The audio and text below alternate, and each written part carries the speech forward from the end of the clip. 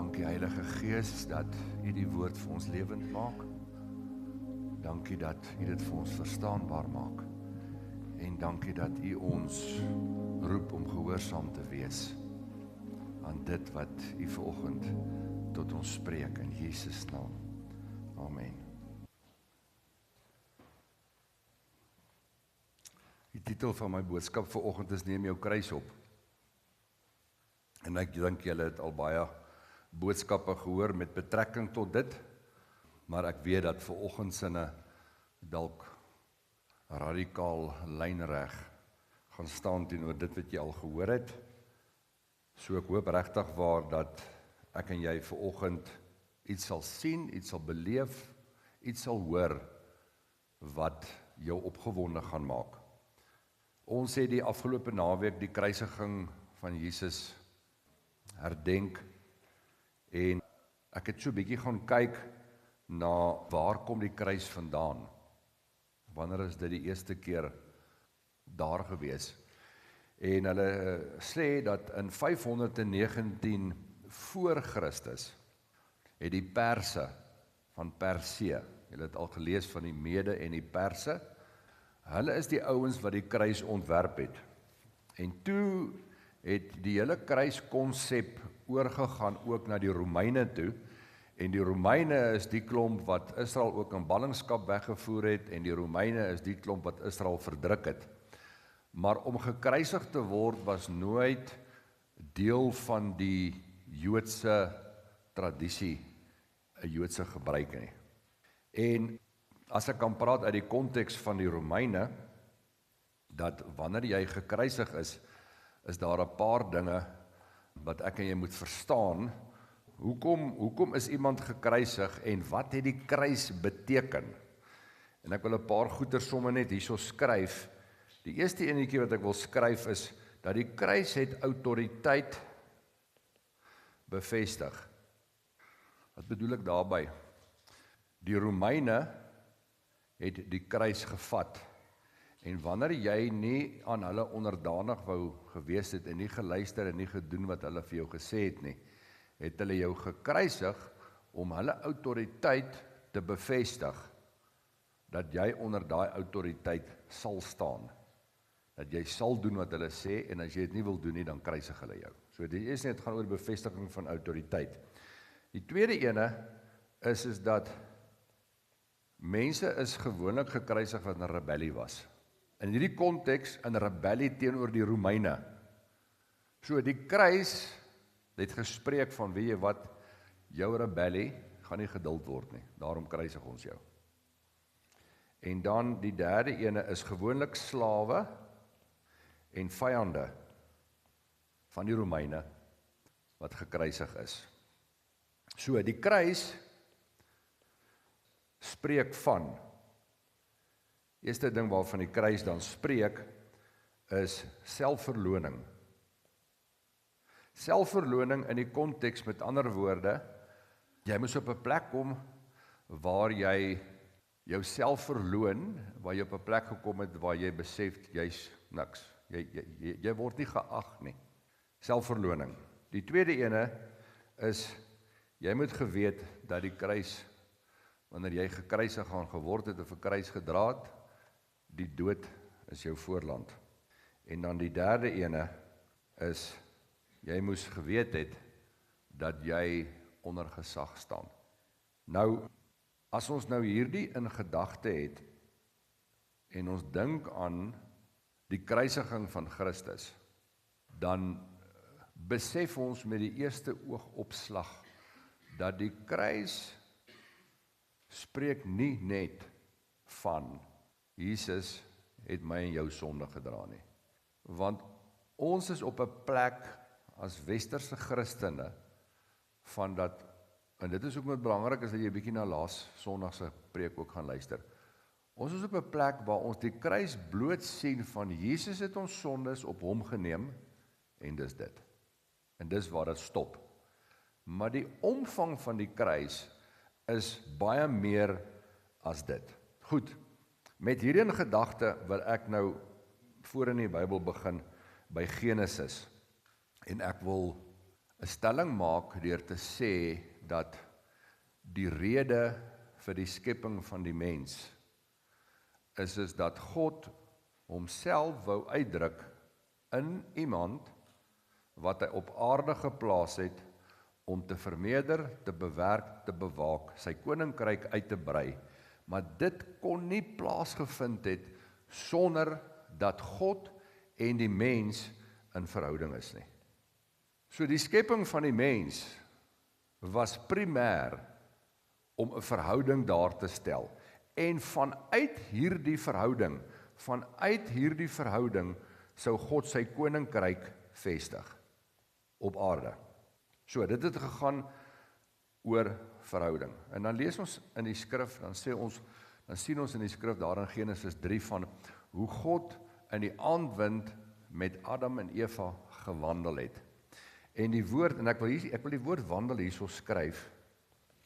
Die woord wandel is die woord halak. En die woord halak beteken om in pas te wees. Ek en my vrou kan net in pas wees as daar verhouding is. As daar nie verhouding is nie, kan ons nie in pas wees met mekaar nie. Want dan sy haar pas en ek het my pas. Dit is soos osse wat gejuk word, wat dieselfde pas moet handhaaf om iets te kan doen. Nou sê Jesus, my juk is sag en my las is lig, maar ek wil nie nou praat oor juk nie. Ons praat vanoggend oor kruis. Maar dit beteken, die woord wandel beteken om in pas te wees. En toe kom die mens en die mens sondig. Die woord sonde beteken om die merk te mis. Die woord sonde, wat is die merk? Die merk is verhouding, die merk is Jesus.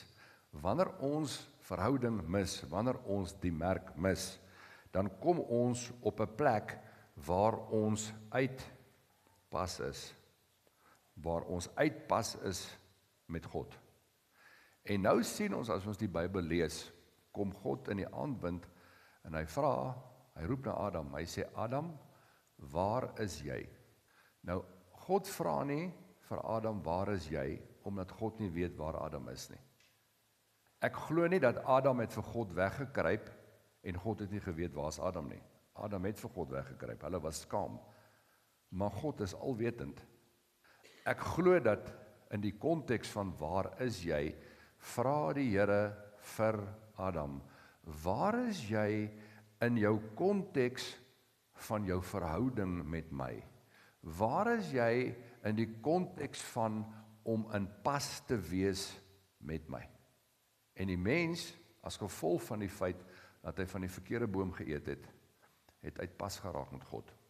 Goed, God is 'n God van verhouding. En God sê, weet jy wat, ek wil nog steeds met die mens in verhouding wees. Maar ek kan nie met hom in verhouding wees in hierdie gevalle toestand waarin hy is nie. Maar ek gaan iets bewerk wat dit vir my moontlik gaan maak om met die mens 'n verhouding te hê. En wat doen die Here? Hy bring die offerstelsel in, dat wanneer jy verkeerd gedoen het, en jy offer, dan het die bloed van 'n duif of 'n lam, het die sonde bedek, nie weggevat nie, bedek. En die deur is geopen, dat die mens weer in verhouding met God kan staan. Maar, wat sien ons in die skrif? Ons sien hoe die mens, hoe Israel verhouding verwerp. Want toe die volk by Sinai aankom, toe wou God gehad het dat die hele volk na die berg opkom, soos wat Moses op die berg was, by die brandende doringbos, so wou God gehad het, dat Israel as volk op die berg by hom sou verskyn, sodat hy met die volk kon praat. Maar hierdie keer sou dit nie 'n bos gewees het wat gebrand het nie, maar 'n hele berg wat gebrand het. En hier kom die volk, en die volk sê vir Moses, nee, ons wil nie opgaan nie, gaan jy op. Gaan jy op, gaan praat jy met God, jy is die ou wat in verhouding met God is, ons bly agter, saam met Aaron, aan die voet van die berg. En Moses is die berg uit. En Moses was 40 dae. in die teenwoordigheid van die Here. En die volk het vir Moses gesê, kom sê jy vir ons wat ons moet doen, dan sal ons dit doen. En uit dit uit is die wet gebore. En Moses kom van daai berg af met 'n wet. Want wanneer daar nie verhouding is nie, het ek en jy 'n wet nodig om my en jou te rig in die lewe. En Moses bring die wet. Hy is nou 'n interessante ding. Jy weet, ek het laas Sondag die vraag gevra, hoekom het Judas Jesus verraai? Ek het laas week die vraag gevra, hoekom sal Jesus, wat alles geweet het, vir Judas aanstel om die hoof van finansies te wees, as hy geweet het, Judas gaan steel? Wat was die rede? En ons het by daai antwoord uitgekom. Nou vanoggend het ek weer 'n vraag, en ek weet nie wie van julle die antwoord nie, maar nou loop ek met hierdie ding in my kop. Ons sien daarso dat Moses nie die beloofde land kon ingaan nie. En dan sê die skrif, daar was 'n geveg gewees tussen die duiwel en Michael oor die liggaam van Moses. En die duiwel het verloor en God het Moses self begrawe. Nou vra ek vir myself die vraag, hoekom wou die duiwel beklei oor Moses se liggaam? Hoekom? En ek loop met hierdie ding in my kop, hierdie hele week loop ek met hierdie ding in my kop. Wat sou die rede wees? Hoekom wou die duiwel so graag Moses se liggaam gehad het? En ek kom uit 2 antwoorde uit. Die eerste ene is, as die duiwel die liggaam van Moses kon neem, dan kon die duiwel 'n afgod gemaak het van Moses.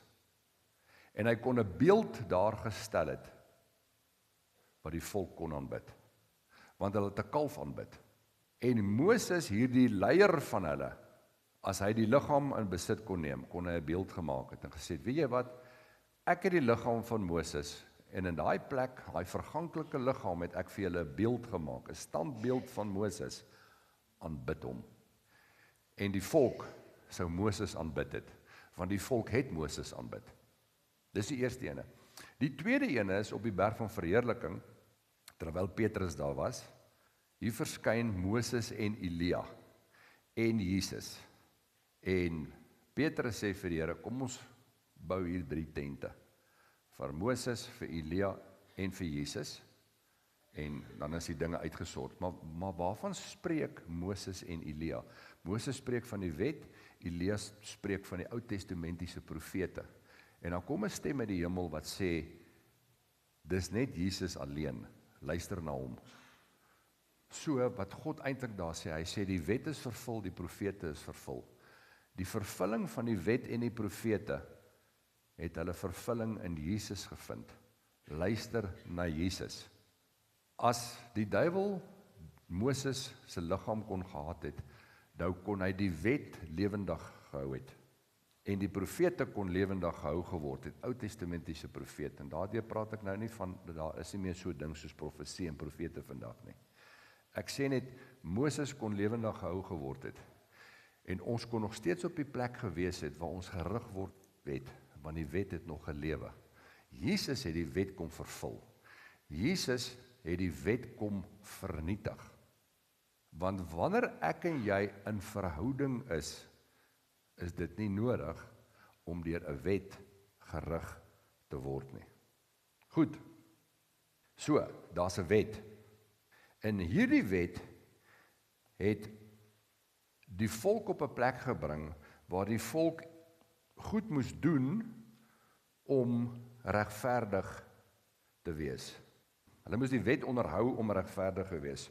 Hulle moes doen om aanvaarbaar te wees. Goed, en toe bring dit ons op 'n plek uit waar Jesus kom en daar's 'n kruis. En ek wil vanoggend ietsiekie sê rondom die kruis. En ek wil die kruis hierdie kant teken, want dit gaan 2 bene hê. Jesus het gekom en as die ultimate offerlam wat geslag is vir my en vir jou, het gesterf aan 'n kruis. Die vyand is oorwin deur die leeu van Juda. En as jy die boek van Openbaring lees, dan sê jy sien, Johannes sien op die troon die lam van God. Hoekom die lam van God en nie die leeu van God nie? Die lam van God, omdat die Here sê dat it was sacrificial living. It's when we become a sacrifice waarin die oorwinning lê. Dis die lam wat op die troon sit. Ons moet altyd onthou dat daar was 'n sacrifice. Iemand het sy lewe gegee. Goed. Nou is daar 'n interessante vers in Hebreërs 8 vers 10 en ek wil daar net lees. Ek wil net 4 verse lees vandag, 4 stukkies. Hebreërs 8 vers 10 kom die Here nou en hy sê hierso, dis nou met die kruisiging, hy sê, want dit is die verbond wat ek na die dae sal sluit met die huis van Israel, spreek die Here. Ek sal my wette in hulle verstand gee en dit op hulle hart skrywe. En ek sal vir hulle God wees en hulle sal my volk wees. Hy sê, ek sal my wette in hulle verstand gee. Nou, die wet wat die skrif hiervan praat, is nie die 10 gebooie nie. Dis die wet van geloof, die wet van liefde en die wet van vryspraak. Dit is die wet van dit. Die eerste ene is die wet van geloof. Ek wil vanoggend praat oor die wet van geloof. So hy sê hierso, God kom deur die bloed van Jesus en hy baan 'n weg vir my en vir jou om Nuwe Testamenties weer in verhouding te kom. Want dit was nog altyd God se hart om in verhouding met die mens te wees. Nou sit ons na die kruis op 2 plekke. Ons sit op 'n plek van Galasiërs 3. En ek wil sommer hierso skryf Galasiërs 3 vers 10 tot 14. Hoor wat sê Galasiërs 3. Vers 10. Hy sê, want almal wat uit die werke van die wet is onder die vloek, want daar is geskryf, vervloek is elkeen wat nie bly in alles wat geskryf is in die boek van die wet om dit te doen nie. En dat niemand deur die wet by God geregverdig is nie, is duidelik, want die regverdige sal uit die geloof lewe. Maar die wet is nie uit die geloof nie, maar die mens wat hierdie dinge doen sal daardeur lewe. Christus het ons losgekoop van die vloek van die wet deur vir ons 'n vloek te word. Hoor wat sê hy? Hy sê, en dat niemand deur die wet by God geregverdig is nie, is duidelik, want die regverdige sal uit geloof lewe. So ons sit hierso, waar ons na die kruis, dis die hartseer daarvan, waar ons na die kruis op 'n plek kan kom van godsdienstigheid, wat niks anderster is as die wet nie. Teenoor dit sê hy, hierso by hierdie vers wat ons nou gelees het, hy sê, want die regverdige sal uit geloof lewe. Ons gaan nou daai pyltjie op 'n volgende bladsy bewerk. Wanneer ek en jy verhouding verwerp, is ons op 'n plek van godsdienstigheid. Ons dien God. Dan is ons op 'n plek van godsdienstigheid, wat niks anderster is as die wet nie, en die wet vereis dat ek en jy goeders doen, en hierdie goeders wat ons doen, is werke. Hoor wat sê Matteus 23 vers 5. Daar's 2 versies in die skrif wat ek vanoggend vir jou gaan lees, wat jou gaan konfronteer. Jy moet maar self besluit onder watter een jy val. Matteus 23 vers 5. Die opskrif by Matteus 23 is Jesus berispe die skrifgeleerdes en die fariseërs.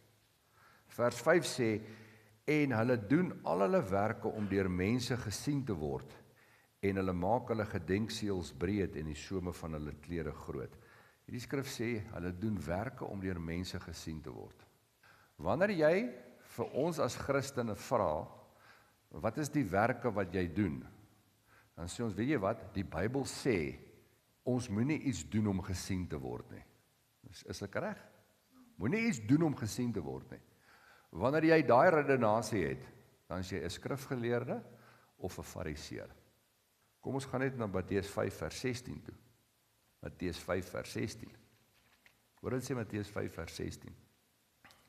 Hy sê, laat julle lig so skyn voor die mense, dat hulle julle goeie werke kan sien, en julle Vader wat in die hemele is, verheerlik. Jy sien, die kerk is bietjie de mekaar met oordeel. Jy mag nie oordeel nie. Luister hierso, die skrif is baie duidelik, dat ek en jy moet oordeel. Ons gaan engele oordeel. Aan die einde van tyd gaan ons oordeel. Jy het vanoggend geoordeel voordat jy hiernatoe gekom het. Jy het geoordeel in die konteks van, moet ek my swart skoene aantrek of my bruin skoene aantrek? Jy mag oordeel. Ek en jy kan nie veroordeel nie. Maar ons almal oordeel. Net so is die kerk de mekaar met die feit van, weet jy wat, ek is 'n 007 in die konteks van werke, want die Bybel sê, niemand mag weet wat ek doen nie. Maar die skrif sê, laat julle lig so skyn, dat die wêreld julle werke kan sien, en julle Vader in die hemel verheerlik. Die een is 'n werke vir selfregverdiging, die ander is 'n werke om hom te verheerlik. Die een is 'n werke, gaan lees die eerste ene daarso in Matteus 23. Die een is 'n gebed wat gebid word op die hoek van die straat, lang gebede, sodat almal jou kan hoor. Die ander gebed is 'n gebed waarin ek en jy God verheerlik. Dit gaan oor die fokus. Is die fokus jy of is die fokus die Here? Julle is baie rondom hom.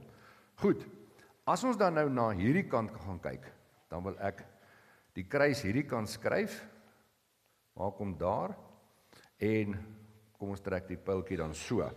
Hy praat dan hierso van geloof. Hy sê ek en jy moet uit geloof lewe. En wanneer ek en jy uit geloof lewe, dan kom ek en jy op 'n plek van verhouding, in plaas van godsdienstigheid. Want die Here het ons geroep vir verhouding. Kom op 'n plek van verhouding.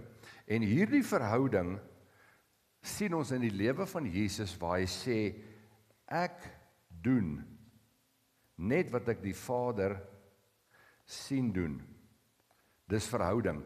Met ander woorde, hierdie verhouding het net soos hier 'n werke is, net soos daar 'n werke is, net soos hier 'n doen is, het hierdie ene ook 'n doen.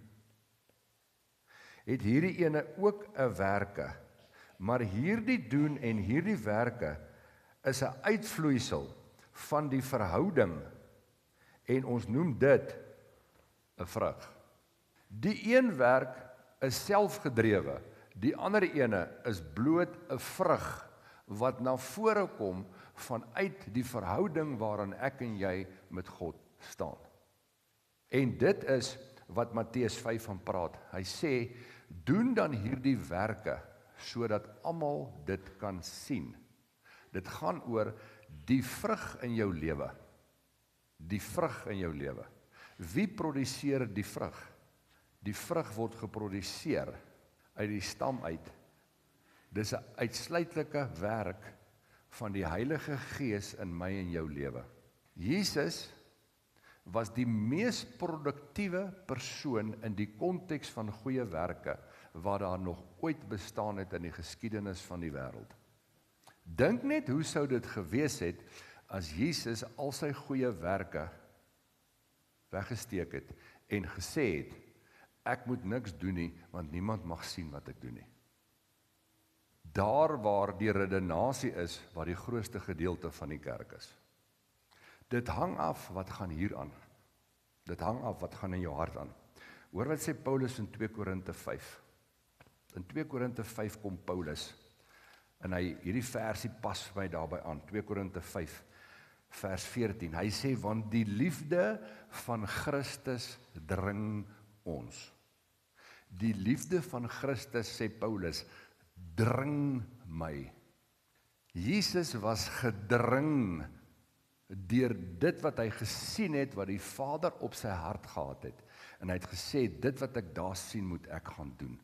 Daar was 'n dringendheid in sy hart.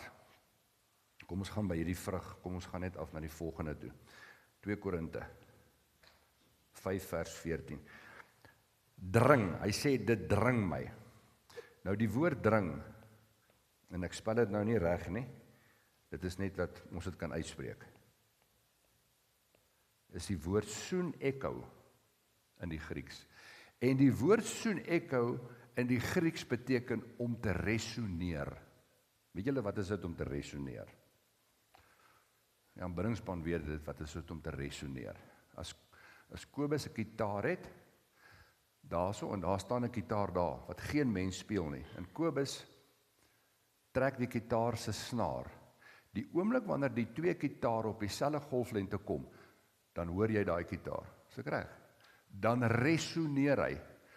Paulus sê, die liefde van Christus dring my, resoneer so in my hart, omdat ons op dieselfde golflengte is, wat maak dat ek wil doen wat ek hom sien doen. Jesus sê, ek en my Vader is op dieselfde golflengte. Ek resoneer in so 'n mate van, ek doen net wat ek die Vader sien doen. Dieselfde geluid wat uit Kobus se kitaar daar uitkom, is presies dieselfde geluid wat die kitaar speel, waarby daar geen persoon is nie, want dit resoneer. Ons almal is nou nie musikante nie. Kom ons maak dit maklik. Almal het selfone. Wat is die vereiste? Hier sit Arno. Hy het 'n selfoon en ek het 'n selfoon. Wat is nodig vir my om Arno te hoor wanneer hy op sy selfoon praat? Die twee selfone moet op die selfde golflengte wees. Dis resoneer in eenvoudige term. Wat bring my en die Here op dieselfde grondgolflengte? Deurdat ons halak, deurdat ons saam wandel. Genesis. Jesaja 40 praat van die wat op die Here wag, kry nuwe krag. Nou die Christene het daai ding ook gevat en hulle het gaan sit en hulle het gewag dat die Here iets doen. Daai woord, die wat op die Here wag, daai woord wag beteken nie jy sit en wag nie. Daai woord wag is die woord kavar. Die Engels praat van, hy sê, dit beteken to be intertwined with. Dit is as jy twee stukke hout het en jy wil hulle las. Hulle noem dit tapvoer wat jy sny. Dan druk daai hout mos so in. Julle het mos so al gesien, hè? Dit beteken to be intertwined with. When we are intertwined with God, dan sal ons opvaar met arensvlerke. Ons sal nie moeg word nie, want hy dra ons. Dis wat dit beteken om op die Here te wag. Dis dieselfde as wandel. Dis dieselfde as om op dieselfde golflengte te wees. Dis dieselfde as om te resoneer. Dis net ander woorde. En al hierdie goeters kom op 'n plek waar ek en jy dit vind, waar dit moontlik raak vir my en vir jou, wanneer ons in verhouding is. Dit kan nie buite verhouding plaasvind nie. So, wat beteken dit om jou kruis op te neem? Dis om op 'n plek te kom waar ek en jy besef in geloof, as een gesterf het, het almal gesterf, as een opgestaan het, het almal opgestaan. Dit beteken om op 'n plek te kom wat sê, weet jy wat, as ek dan opgestaan het, en hy het vir my sondes gesterf, het hy my nie geroep om daar te stop nie, hy het my geroep om in verhouding te kom. Hy het my geroep om op dieselfde golflengte te kom. Hy het my geroep to be intertwined with. Hy het my geroep om in pas te kom met hom. Hy het my geroep om gejuk te wees met hom. En dan sê hy, my juk is nie hard nie, my juk is sag. My las is lig. So, dit laat my sommer dink aan die Emmausgangers. Toe die Emmausgangers hom sien, toe hy aansluit by die Emmausgangers, toe sê die Emmausgangers, was ons harte nie brandend? Dis vir my dieselfde as 2 Korinte 5:14. Hy sê die liefde van Christus dring my. Daar's 'n vuur in my wat brand, om gehoorsaam te wees aan dit wat ek die Vader sien doen, omdat ons 'n verhouding is. Aan dit wat ek van die Vader hoor, wat hy van my sê. Hoekom? Want ek het op die plek gekom, waar ek my kruis opneem. Wat beteken die kruis? Nie meer my wil nie, maar u wil. Ek staan onder u gesag. Ek is nie meer in rebellie. En is op 'n plek waar ek nie wil doen wat u wil hê ek moet doen nie. Daai hele ding is in 'n konteks van verhouding. Kom in 'n konteks van verhouding. Jy sien, reëls. Ek wil hierso 'n ding skryf net hierso. Daar sit ons met geloof. Aan hierdie kant sit ons met godsdienstigheid. Godsdienstigheid is maar niks anders as reëls nie. Maar niks anders as die wet nie. Jy sien, wanneer ons by reëls kom, reëls vernietig. romanse. Verliefdheid bou verhouding. Dis tyd dat ek en jy op 'n plek kom van verliefdheid. En dat ons wegkom van reëls en godsdienstigheid, want reëls en godsdienstigheid gaan my en jou nêrens bring nie. Ons moet op 'n plek kom van verliefdheid. En wanneer ons kyk, ek wil hier so 'n prentjie teken, wanneer ons kyk na voor die skepping, toe Vader, Seun en Heilige Gees met mekaar gepraat het, dit is hoe ek dit sien, en gesê het, right, ons wil ons koninkryk op aarde vestig, hoe gaan ons dit doen? Sê die skrif, het hulle gesê, laat ons mense maak na ons beeld en ons gelykenis. Daar was 'n sondeval, maar wat gebeur het, is daar was Jesus. Daar was Jesus. Die skrif sê, niemand kom na die Vader behalwe deur my nie. Niemand kom na die Vader behalwe deur my. Jy sien, in die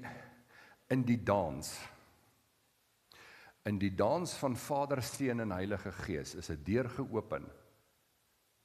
Deur Jesus se sterwe aan die kruis. Die boek van Hebreërs praat van, daar's 'n weg van bloed gelê, waarin die mens, want hy's geheilig en gereinig, waarin die mens uitgenooi word, om in hierdie selfde dans tussen Vader, Seun en Heilige Gees ingetrek te word, om op 'n plek te kom, waar ons Vader, Seun en Heilige Gees se hart dra, omdat ons een geword het met hom. Jy sien in die konteks van Paasfees, dit het Chanel nou weer gesê volgende. In die konteks van Paasfees, is alle afstand tussen die mens en die Vader verwyder. Alles is verwyder, deur die bloed van die lam. Die skrif sê, daar's 'n hoofweg gebaan, daar's 'n hoofweg gebaan, om in verhouding te kom, maar God dwing hom nie op jou af nie. Die Bybel praat so mooi daarvan, hy sê, daar's 'n hoofweg gebaan, hy sê die heuwels is gelyk gemaak, hy sê die dale is opgevul, die kromdraaie is weggevat, daar's 'n reguit pad gemaak, deur die bloed van die Jesus, en daar's 'n uitnodiging, aan my en aan jou, los asseblief jou wette, en los asseblief jou godsdienstigheid, neem my kruis op, wat beteken?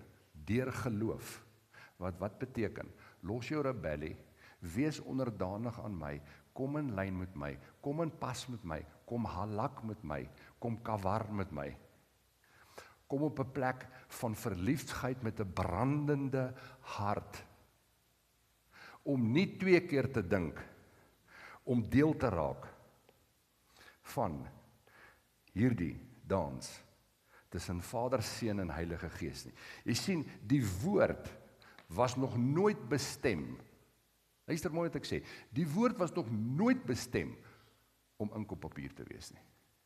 Een van die betekenisse van aanbid, van worship, is to be face to face with the Father. Dis om 'n close dance te hê aan die einde van die party.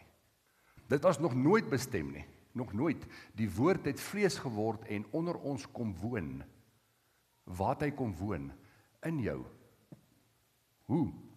Om hom te sien van aangesig tot aangesig. To be face to face with him. Dis waarvoor die woord gestuur is. Sy naam was Jesus. You won't be face to face if there's not a relationship. If there's not a relationship, you will send Moses. Gaan vind jy uit. Die Here sê, ek het Moses se liggaam gevat. Jy gaan nie in die beloofde land kom met Moses nie. Jy gaan nie. Ek het gedeel met die afgode van die goue kalf. Ek gaan ook nie toelaat dat daar 'n goue kalf of 'n goue standbeeld van Moses gemaak word nie.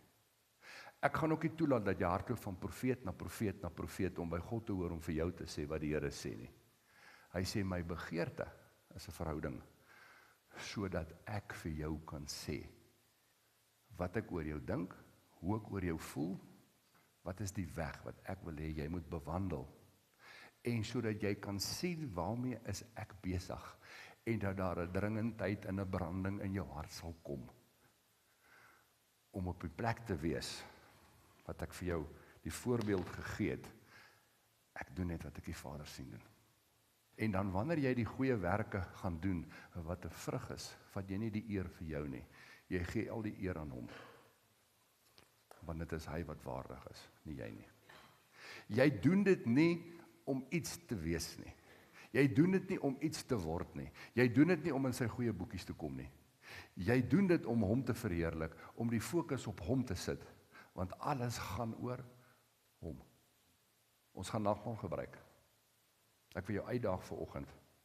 Kom op die plek waarin ons net 'n bietjie verby Vrydag gaan, waar Jesus gesterf het.